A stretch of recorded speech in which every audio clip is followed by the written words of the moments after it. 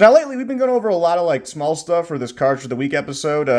Things like 17 HMR, 22 Hornet, this 9.3 by 74R, real small stuff. And I figured let's like change it up a little bit. Let's do something like it's got some weight to it. So we got this.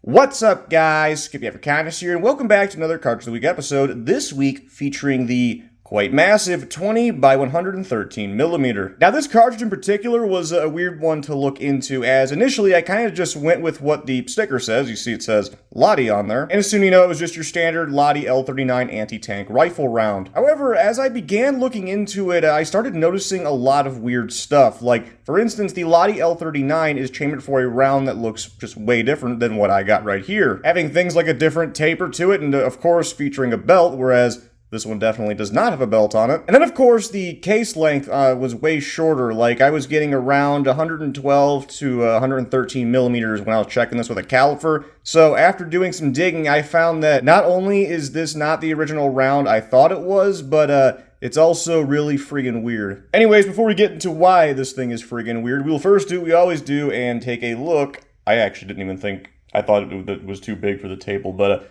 yeah, we'll take a look at the head stamp, which on the top you see 1939 with the symbol of Tika in the middle, signifying that they are the manufacturer. And on the bottom we have Tika, again telling us who the manufacturer was, as well as its location, as the Tika plant that, among many other things, would have made this cartridge was located in Tika district in the city of Jyväskylä. I probably didn't pronounce it right. Anyways, it's located in central Finland. So now this cartridge, as mentioned, is incredibly weird. So much so that currently, as I'm making this video, I don't know if I'm going to be able to find, like, pictures of the main gun that it was actually chambered for. Like, they just appear to flat out not exist. I mean, there is pictures of another gun that it was chambered for in very, very tiny numbers. Yeah, finding pictures. Hopefully we'll be able to find some when this video is made. But with all that being said, we do have a decent amount of information on this cartridge, surprisingly. So this cartridge is probably one of, if not the least used cartridges to be used in World War II. It was developed for use in the L-34 boat gun, an autoloading cannon that the Finnish Coast Guard would purchase a grand total of 10. Though if this number seems fairly small, fear not, because potentially they bought a couple more later on. Exactly how many I was unable to find. Now, the gun itself had a rate of fire of around 300 to 350 rounds a minute, and while there was experimentation done with a 45 round pan mag as well as a belt feed system, the guns would ultimately ship with 15 round box magazines. Now, despite the very small adoption of the gun, along with the cartridge of course,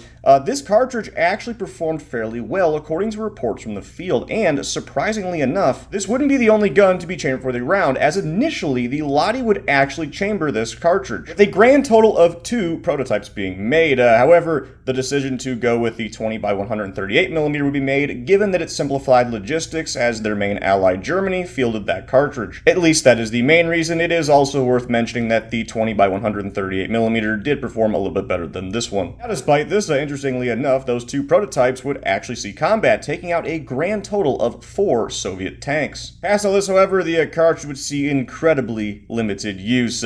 I can't necessarily get an exact date on when this cartridge would be dropped from service, as the best answer I can give is whenever the Finnish Coast Guard just dropped the L-34s from their service. Now, interestingly enough, we do have a fair amount of details on this cartridge's performance. So, this specific example is an armor-piercing training round. It features a 135 gram or 2,083 grain unhardened steel projectile with, of course, driving bands sitting atop the casing. Now, a specific velocity for this trainer round I unfortunately do not have. However, looking at similar weight AP-T with a 148 gram projectile, you see an FPS in the range of 2,300 feet per second. In total, there existed 3 variants of the cartridge, the practice round that we currently have, AP-T and HE-T. So now, one thing I actually completely forgot to bring up, and actually just noticed it while editing, is this particular example, I believe, is a reloaded cartridge. Now, obviously, you guys had probably noticed that crack right there. Another telltale sign that I did notice as well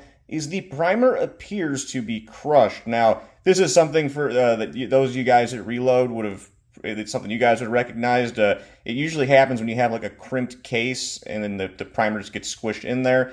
Now, I will say, I suspect that this is 100%, I'm not even going to question it, not a civilian reloaded cartridge. This most certainly would have been reloaded by the Finns. And the only reason I say that is because, as mentioned, there's barely any guns for this caliber. I highly doubt there's any civilian even owning something in this caliber. But yeah, fortunately, I remembered to bring that up because I thought that was pretty neat that we have a field reloaded example. But anyways, I think that's going to do it for this week's Cartridge of the Week episode featuring the 20x113mm. I hope y'all enjoyed the video as much as I personally enjoyed making it, and I will see y'all next time.